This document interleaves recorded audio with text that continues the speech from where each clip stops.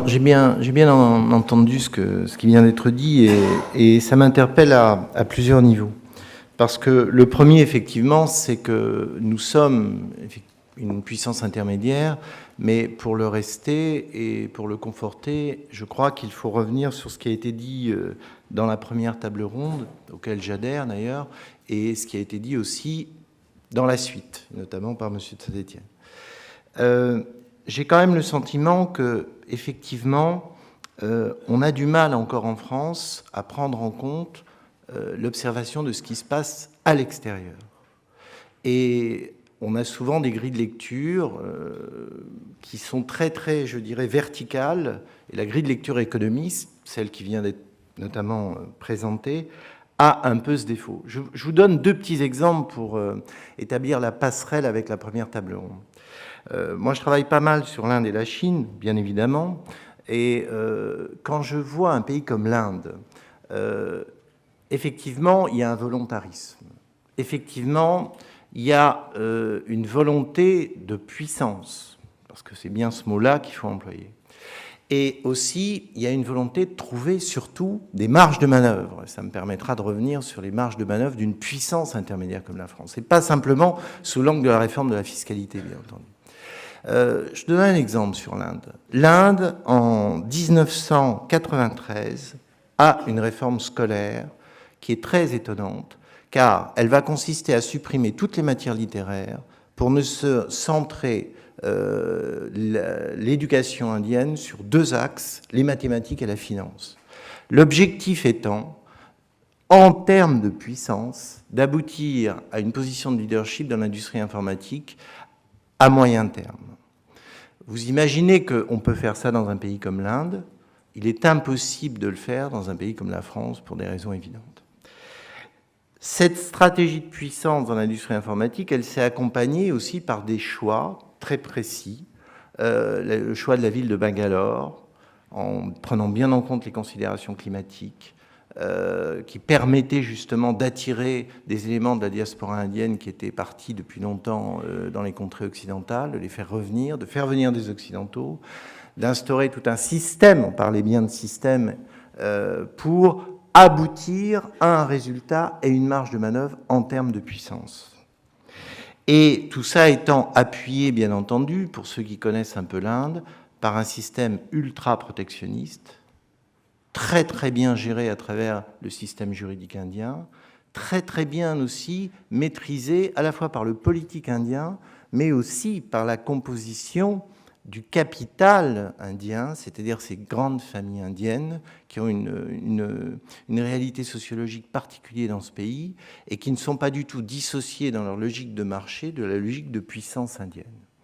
Et c'est vrai aussi, je tempérerai peut-être la remarque que M. Tenzer faisait tout à l'heure, c'est que c'est un pays qui prend en compte aujourd'hui de plus en plus non plus la menace du Pakistan, mais la menace de la Chine, et qui commence à passer des alliances ou des tentatives d'alliances sur des logiques pour briser notamment l'encerclement sur l'océan Indien, sur les ports chinois autour de l'Inde, etc., qui montre que sur cette partie-là, les États-Unis ne sont pas forcément le maître du jeu. Mais il y a d'autres jeux. Donc, attention aussi à ces marges de manœuvre, y compris de la superpuissance actuelle et dans son devenir. Deuxième exemple, la Chine. Toujours pour la passerelle avec la première table ronde et ce qui me mènera à une réflexion sur la France ensuite. Énergie renouvelable. La Chine, en 1991, a eu un 8e plan quinquennal qui définissait toute sa stratégie de conquête et les marges de manœuvre dans le domaine des énergies renouvelables.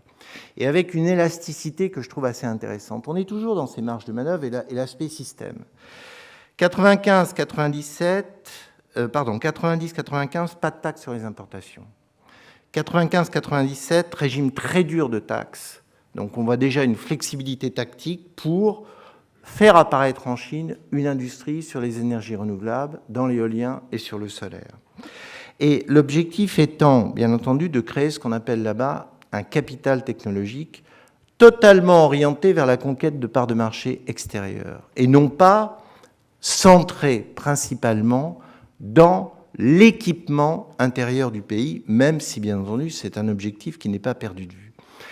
M. Lorenzi était conseiller technique de Mme Cresson. Moi, j'ai travaillé pour Mme Cresson à l'époque, quand elle était Premier ministre, sur un début de réflexion, il y a 20 ans, à propos de ces stratégies de puissance et ces stratégies nationales.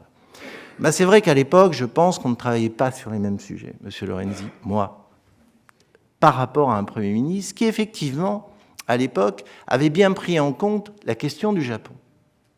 Et ce qui l'interpellait à ce moment-là, c'est comment un pays sorti de 3 siècles d'enfermement, en un siècle, un peu plus d'un siècle, s'était hissé au 2e rang mondial. Je peux vous assurer que ce n'était pas le résultat d'une simple réforme fiscale.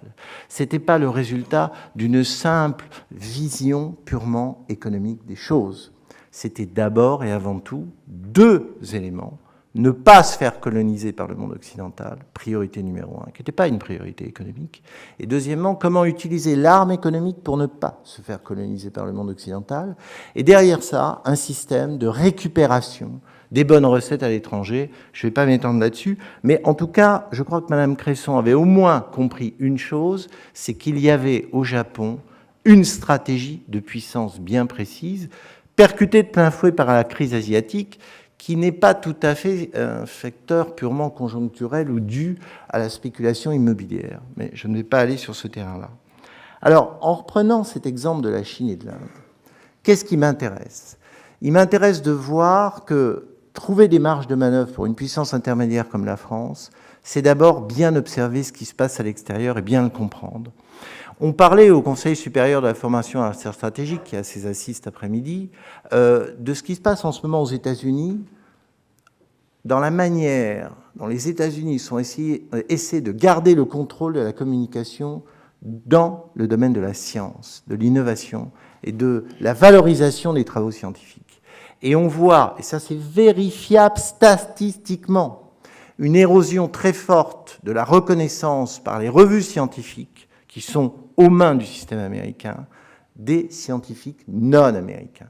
Baisse totale, y compris d'ailleurs, chose intéressante, du côté des chercheurs britanniques dans le volume de publications scientifiques. Ce qui veut bien dire que même un pays comme les États-Unis, qui certes vit la crise comme d'autres, nous en particulier, amorce aujourd'hui une réflexion très précise par rapport aux marges de manœuvre en termes de stratégie de puissance et pas simplement face à la Chine.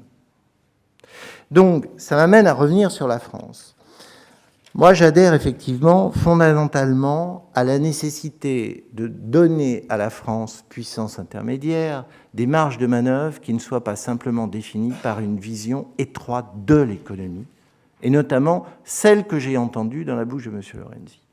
Il est clair que redonner une capacité de vision de puissance à un pays comme le nôtre, c'est faire comme il se fait en Inde, au Brésil, en Chine, voire dans des pays plus petits, et en particulier dans la puissance la plus importante, aux États-Unis, à savoir un dialogue croisé entre les élites, un échange, et non pas une vision en silo, comme c'est souvent le cas en France, et une volonté de trouver des marges de manœuvre. Si je prends un cas très très précis qui est l'industrie de la connaissance, où l'Europe a voulu s'inscrire dans ce domaine-là, à la conférence de Lisbonne, et qui pour l'instant est un échec, puisque l'Europe voulait avoir un leadership dans ce domaine-là, on voit bien, car c'est un sujet sur lequel je travaille beaucoup, comment nos groupes industriels n'ont pas saisi, je parle de ceux d'origine française qui travaillent sur le secteur en France, la capacité de conquête des groupes anglo-saxons dans le domaine, par exemple. Et là, je n'ai pas le temps de vous faire la démonstration, mais quand on voit ne serait-ce que la manière dont ces groupes mutent vers l'électronique et utilisent dans leur management, dans le marketing, toutes les démarches liées aux plateformes, au système Internet, etc., on voit bien qu'il y a un décalage très inquiétant entre la conquête de parts de marché au niveau mondial et des logiques de compétitivité qui sont plutôt vues dans un secteur localisé, national, et pas dans ce qui est la compétition mondiale, avec derrière, non pas simplement des logiques de marché, uniquement, mais aussi, j'insiste lourdement, sur des logiques de puissance. Donc, mon souci aujourd'hui est très simple. Si nous voulons un peu sortir, justement, des vieilles habitudes et des vieilles inquiétudes qui découlent des vieilles habitudes, je crois que, oui, le mot lucidité s'impose, mais pour ça, il faut se donner les moyens de la lucidité. Un point, regardez comment l'Europe et la France ont dû attendre l'activité de M. Poutine sur le gaz pour découvrir qu'il y avait un problème en termes de dépendance. Avant, on parlait de prix du gaz, de fusion-acquisition, ça c'est le discours de M. Lorenzi, mais les dépendances stratégiques. Comment on le gère, ce chapitre, dépendance stratégique? Si on voit ça sous un angle purement économique, on ne va pas très bien comprendre ce qui s'est passé dans l'affaire géorgienne. On ne va pas très bien comprendre ce qui s'est passé derrière la révolution orange en Ukraine. On ne va pas tellement bien comprendre tous les enjeux géopolitiques et les affrontements liés aux enjeux géopolitiques qui ont des conséquences économiques. Parce qu'effectivement, si on reste dans la vision purement économiste, en 1914, la France et l'Allemagne étaient les meilleurs partenaires économiques du monde. Ça ne les a pas empêchés d'entrer dans l'autodestruction de la Première Guerre mondiale, à ma connaissance. Donc, on a bien là un vrai problème de lucidité à condition qu'elle soit interdisciplinaire, cette lucidité. Et je pense qu'on a un autre problème, qui est que quand on parle des PME, la différence entre le modèle allemand, le modèle français, etc., et on va sur le terrain, qu'on voit les difficultés des PME pour exister au niveau du commerce mondial.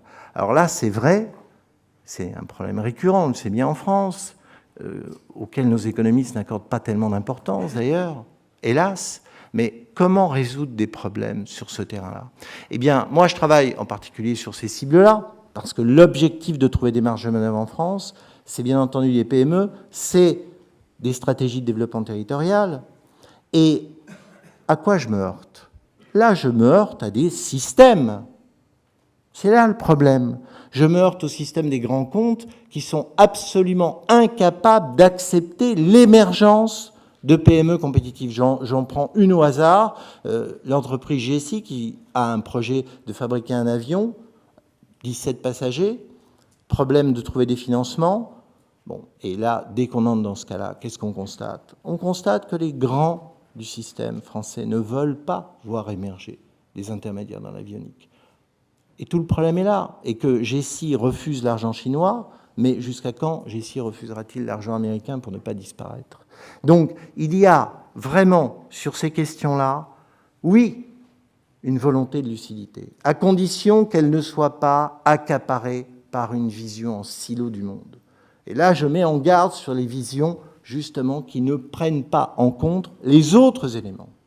Car aujourd'hui, l'avenir de ce monde et l'avenir de la France, il ne résultera que, effectivement, d'une politique de bon sens, mais avec des décisions opérationnelles.